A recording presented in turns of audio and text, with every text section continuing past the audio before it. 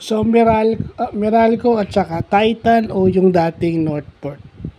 So, anong masasabi natin sa laro na to, no? Kapag ka masipag kang player, pag ikaw ay hustle guy, katulad ni Calvin Abueva, lumabas dito kung bakit may kumukuha pa rin at nare-retain sa isang PBA team yung mga player na katulad ni Calvin Abueva. O yung hustle, no? 41 points siya, career high niya, pero yung intangibles, yung hustle, yung sa hustle stats, di ba? Parang siya yung Scottie Thompson in a small forward role o yung small forward position. Dahil itong laro ni Calvin talaga is small forward. Compare mo kay Scottie na guardia. Okay? Kumbaga sa basketball parlance, number 3 position. So, hindi mo matatawaran yung effort kasi kahit malas siya pero yung energy niya nakakahawa, no? So nanalo itong Titan na dating Northport over Meralco. Nagkaroon ng 7-0 start. Pero dahil sa sipag ni Abueva, nakuha nila tong panalo na to. Lagay na lang natin sa ganun, no? Itong mga veterano ng Titan o ng Northport, yun ang nagpakita.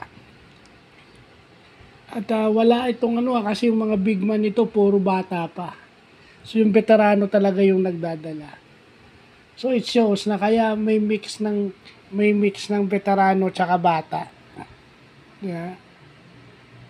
Kasi pag dikita ng laban, ang magdadala sa iyo yung mas maraming experience na sa PBA.